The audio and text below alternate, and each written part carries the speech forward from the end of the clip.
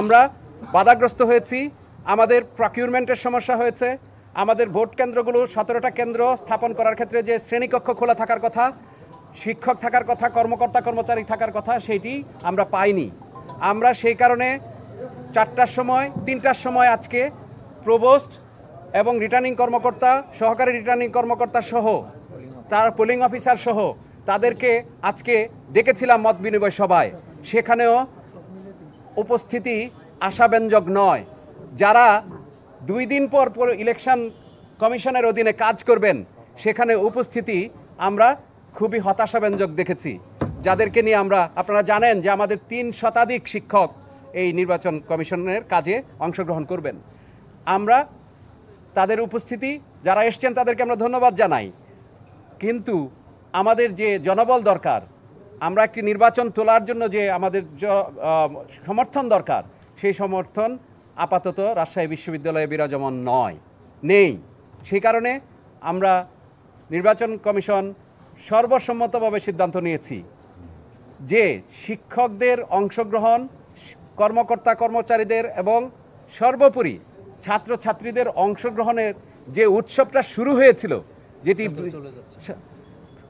শুরু হয়েছিল সেটার ছন্দপতনের মধ্যে রাকসু নির্বাচনের এইরকম একটি ভঙ্গুর দশার দায় এই নির্বাচন কমিশন কোনোভাবেই বহন করবে না। কারণ আমরা সম্পূর্ণ প্রস্তুত ছিলাম। আমাদের এই পরিস্থিতি যারা তৈরি করেছে, আমরা অত্যন্ত দৃঢ়চিত্তে বলতে চাই যে রাকসু নির্বাচন করার উদ্দেশ্যেই আমরা এখানে এসেছিলাম এবং রাকসু নির্বাচন আমরা করার সর্বোচ্চ চেষ্টা করে যাচ্ছি, এখনও আছি বলে আপনাদের জ্ঞাতার্থে বলছি। আগামী 16ই অক্টোবর রোজ বৃহস্পতিবার আমরা রাকসু নির্বাচন অনুষ্ঠানে বদ্ধপরিকর ইনশাআল্লাহ।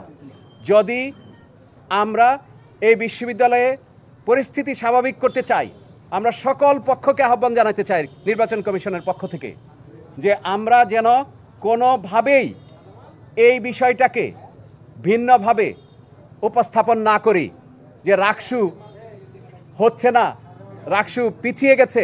বিষয়টি তা নয়।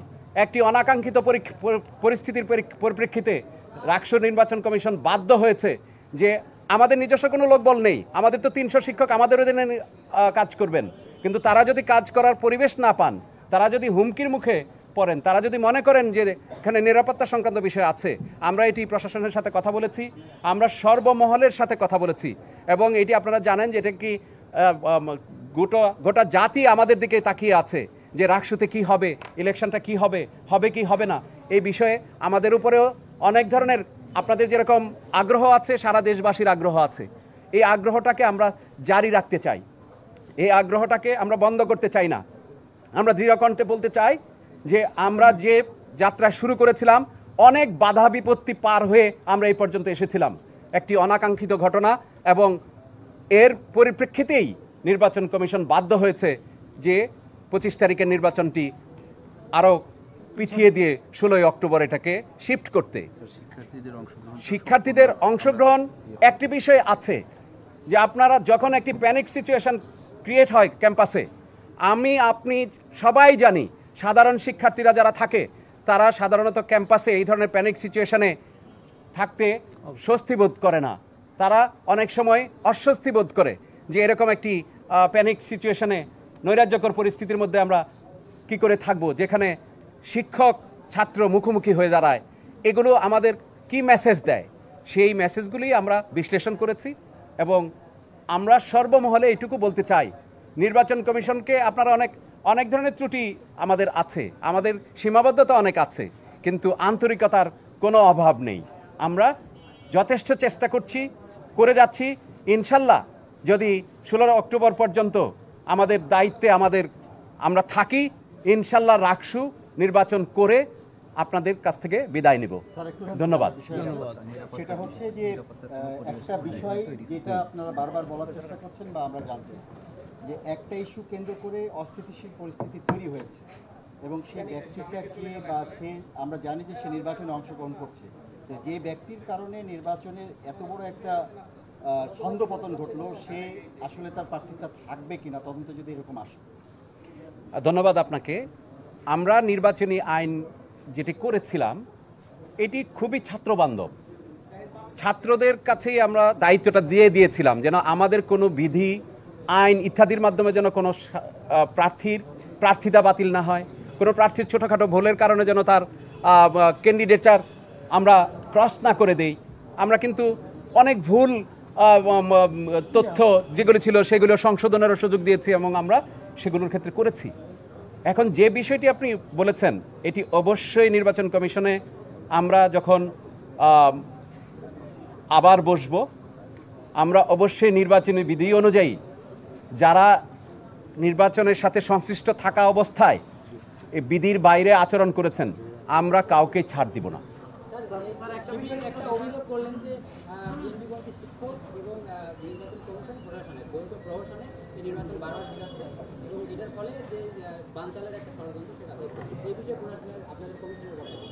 আমাদের বক্তব্য খুব স্পষ্ট, এখানে বানচাল করার জন্য যদি হতো তাহলে তো অনেক আগে আমরা চলে যেতাম। আমরা এখনো টিকে আছি। আর এখানে কোনো দল মত পক্ষের আগেও আমি এখানে আবারও আমার অঙ্গীকার ব্যক্ত করতে চাই, এখানে আমরা যারা 7 জন নির্বাচন কমিশনার আছি আপনাদের সামনে, আমরা উভয় মতের শিক্ষক সম্মিলিত একটি দল। সুতরাং আমাদের কোনো সিদ্ধান্তে আজ পর্যন্ত কোনো ভিন্ন মত আসেনি। আমরা সর্বসম্মত সিদ্ধান্ত অনুযায়ী এটি করেছি। এখন অন্যান্য যে সকল অবজারভেশন বা পর্যবেক্ষণ যাদের আছে তারা নিশ্চয়ই এর মধ্যে কোনো উত্তর খুঁজে পাবেন। ধন্যবাদ। যদি আপনারা থাকেন তাহলে আগামী 16 অক্টোবর নির্বাচন হবে, না থাকার কোনো বিষয় আছে কিনা? মানে নির্বাচন কমিশন কোনো মেয়াদ আছে? আপাতত আমাদের এমন একটি পরিস্থিতি হয়েছে, আপনাদের সামনে 4 বার আমরা ডেট পরিবর্তন করেছি। খুব স্বাভাবিকভাবেই আমাদের প্রতিও তো প্রশ্ন আসতে পারে, শিক্ষার্থীদের আস্থার বিষয়টি থাকতে পারে। আমরা এই জায়গায় আমাদের চাইতে যদি অধিকতর যোগ্যতর কেউ আসেন আমরা ওয়েলকাম করব এবং আমরা আপনাদেরকে জানিয়েই আমরা চলে যাব। স্যার, এটা তো একটা স্যার জটিল ব্যাপার, আমরা জানি প্রশ্নটা নিয়ে এখনো সমাধান শিক্ষার্থীরা যেটা বলছে যে তারা বাতিল চায়, এরকম একটা জটিল প্রক্রিয়া এখনো আছে। আবার শিক্ষকরা দাবি করছেন যে শাস্তির বিষয়গুলো সব মিলিয়ে আবার তারা কাছে পাচ্ছেন সুবিধা। তো 16 তারিখ পর্যন্ত কি স্যার এটা মানে ক্যাম্পাস স্বাভাবিক থাকবে বলে মনে করেন কিনা? যেহেতু আমরা ডেটটা দিয়েছি। আশা করছি।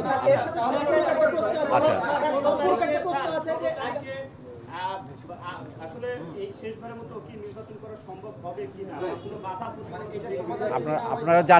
আপনারা জানেন যে আমরা কিন্তু আজকে সারা দিন এই বিষয়গুলো নিয়ে ভেবেছি যে নির্বাচন স্থগিত করা আমাদের একটি পুরনো ইতিহাস কিন্তু আছে। স্থগিতকৃত নির্বাচন আর কখনো হয়নি রাষ্ট্র ক্যাম্পাসে। 3 দিন আগে এরকম ঘটেছিল, 35 বছর আগে।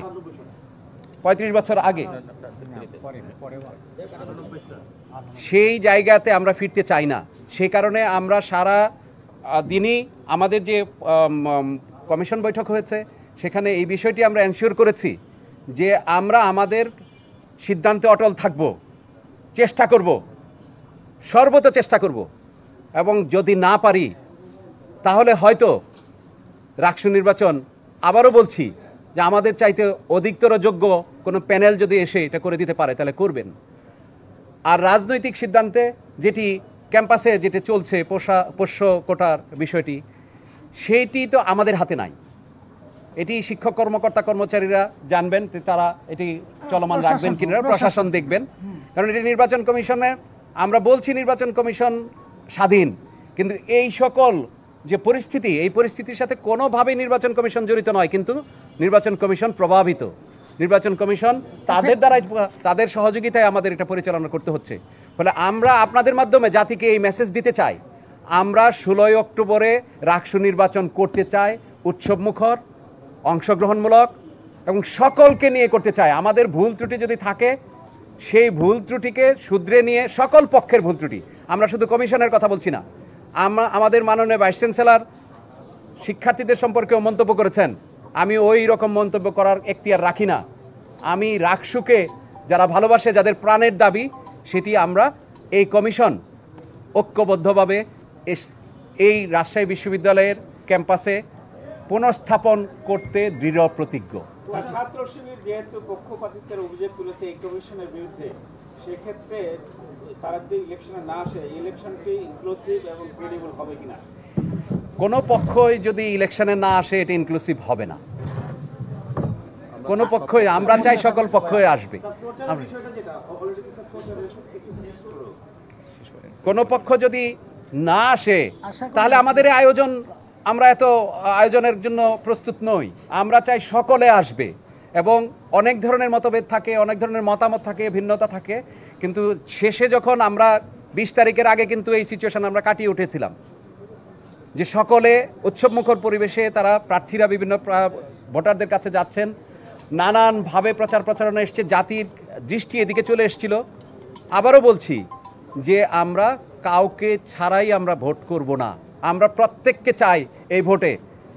এরপরেও আমাদের শেষ কথা যে আমাদের ভুল ত্রুটির বাইরেও ছাত্র সংগঠন, সক্রিয় যত ধরনের সংগঠন আছে, তারা যেন দায়িত্বশীলতার আচরণ করে এবং আমরা যেন দায়িত্বটা পালন করতে পারি। তাদের কাছে স্বনির্বদ্ধ অনুরোধ, আমরা যেন তাদের সহযোগিতাটা পাই। 20 তারিখের পরে একটা খারাপ সিচুয়েশন হয়েছে এবং আপনি একটু আগে বললেন যে প্যানিক সিচুয়েশন, এটা কি রাখছো এই নির্বাচনের মাঝে যে পোষ্য কোটার ইস্যুটা প্রশাসন নিয়ে এসেছে, এটার কারণে কি সৃষ্টি হয়েছে নাকি কি মনে করছেন? আমার কাছে এইটি তো প্রশাসন বলতে পারবে ভালো। আপনারা কি পর্যবেক্ষণ? আমরা তো কোনো পর্যবেক্ষণ দিলেও এটা এতটা কার্যকর হবে না, কারণ এটা প্রশাসনকে জিজ্ঞেস করলে ভালো।